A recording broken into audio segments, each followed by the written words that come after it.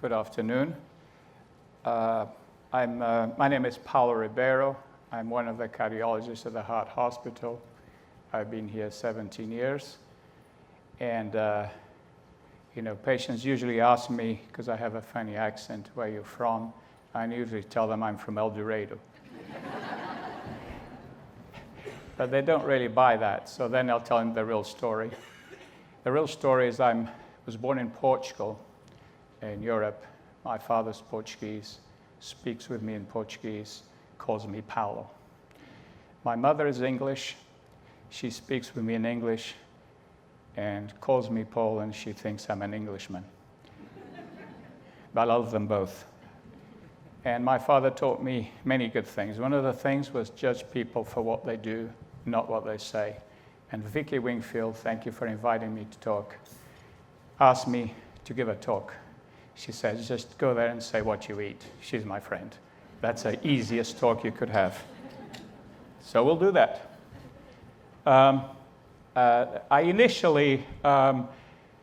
This is Hammersmith Hospital. As a matter of fact, Andrea and Bruce were there not so long ago, my alma mater, London, England, where some of the greatest cardiologists in the 70s and 80s, Professor Goodwin and Artery Masri, would work. And this was my diet. That main door had a gift shop which sold candy, and I ate all day those candies, those British candies. My favorite, that I highly recommend, you can buy it now, is Flake. It's the one on the front. And that was what I ate all day long. And then at 5 o'clock, we would go to the bar. The hospital has a water hole in Wolfson. We would all be first amongst equals, and we would drink whiskey before we'd go home. We arrive home happy. So the perfect hospital. Back in the 90s, I was working at Loma, California.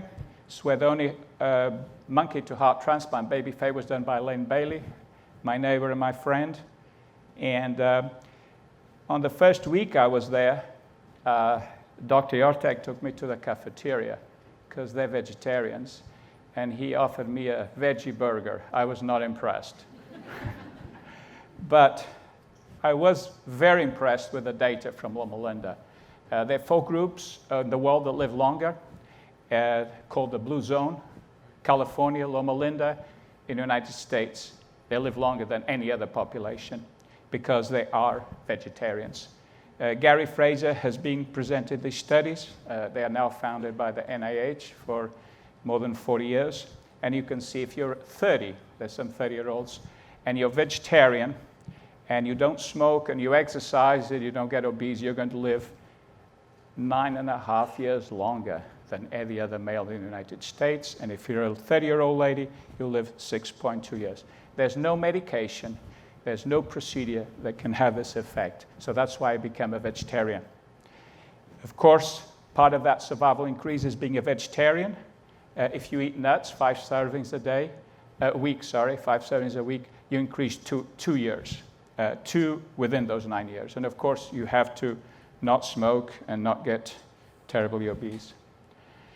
So what do I eat nowadays? Well, breakfast, early morning, I start with espresso that I brew myself because it lowers the risk of diabetes. I love coffee, and as you know, for 15 minutes when you have a coffee, those neurons, your billions of neurons, work better, and they're 30% smarter, so I can plan my day, get a bit smarter for 15 minutes.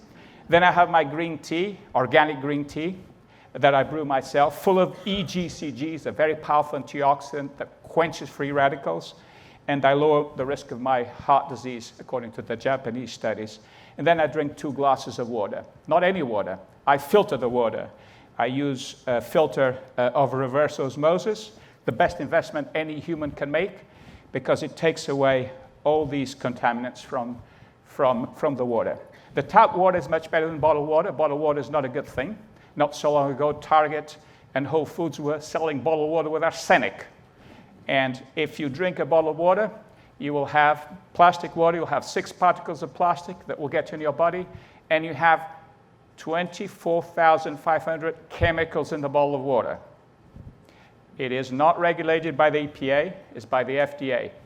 So You filter the water. Tap water is great because of the Congress Act of the 74, where they have 90 contaminants that are checked, so your water is fantastic at home, except that it will have 1 in 5 per million chlorine to get rid of the bacteria.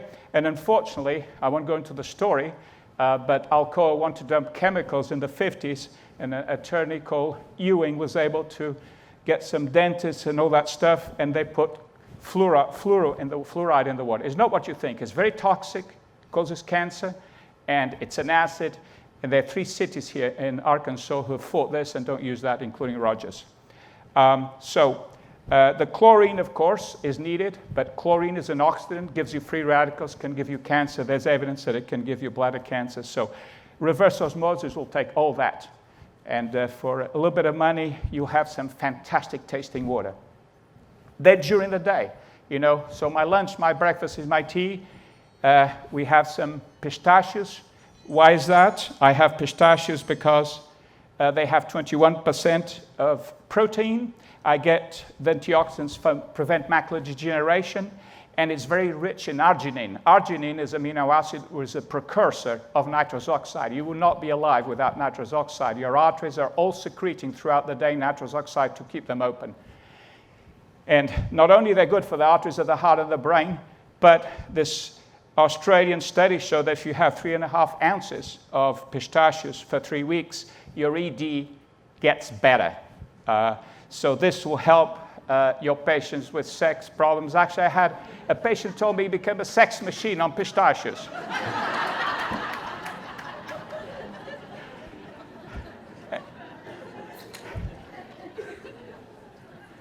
I have, during the day, 1 banana. Why do I have banana? Well, I have a ripe banana because it's rich in starch.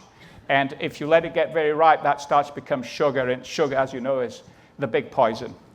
And it has tryptophan. Very hard. Tryptophan is a precursor to serotonin. And serotonin is the mood-enhancing substance. So it makes me get good mood. And then I sleep at night because I have more melatonin that also derived from tryptophan. I also have an orange usually, or a kiwi. These are good fruits because they don't need to be organic, these type of fruits. We won't go into that in detail, but both of them have low glycemic index, and that's a key concept for nutrition. Obesity is due to high glycemic foods, which causes inflammation. It's not the cholesterol, it's the glycemic index, which is sugar, and pulverized white flour. Pulverized white flour is just like sugar.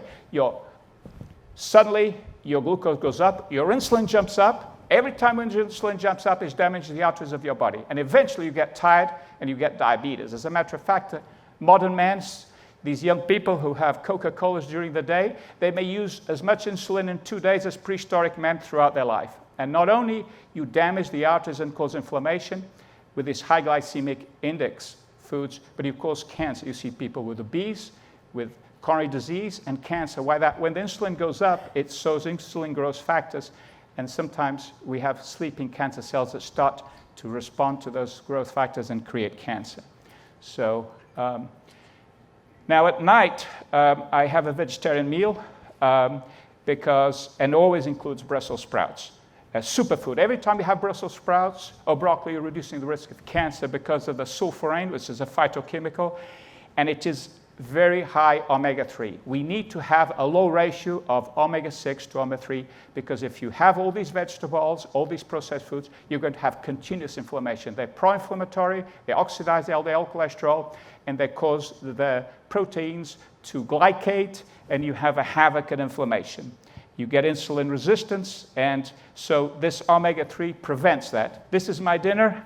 Usually, my wife prepares this usually, and you can see a number of antioxidants of different colors and vegetables, and I try to have a very low ratio of omega-6 to omega-3. If you looked at the MIRF study, real science, the lower the ratio, the longer you're going to live. So there's clear scientific evidence, and not just a theory, that because what happens when you have sugar or high fructose corn syrup, or all these vegetable oils that you'll find in ketchup and ice cream cones and all this processed and dead food, what happens is that you have prostaglandins too that go and cause havoc and inflammation in your body. And in contrast, if you have omega-3s, very, very high content in your food, The prostaglandins 1 decrease inflammation. They don't let that oxidize LDL cholesterol, and they don't let the proteins to glycate. So you're being told that the cholesterol is the main problem. Far from this. The main problem is sugar, and the bad component of sugar is fructose, because sugar is glucose and fructose, 50-50. High fructose corn syrup has 55% of fructose, but the fructose is what causes havoc in your body, because the glucose goes to the cells, but the fructose goes to the liver, and it becomes immediately triglycerides. Triglycerides is the problem, causes inflammation and insulin resistance, and the fatty liver. You know, the people have fatty liver because they eat fructose. That causes fatty liver and insulin resistance. And as soon as you have insulin resistance, you have hypertension. The insulin signals to the kidney to retain water. Patients come in, they're swollen, they're retaining sodium, they have intense vasoconstriction, their blood pressure is up the roof. What does the doctor do? The doctor gives them a diuretic. Well, the doctor should teach them not to have fructose. That's a problem, and you can develop insulin resistance in 3 days taking a high content of fructose. Very toxic. So to conclude, I'm a vegetarian because I love staying in planet Earth. I want to stay here a long time. I eat nuts because that gives me my 2 years. I avoid processed food.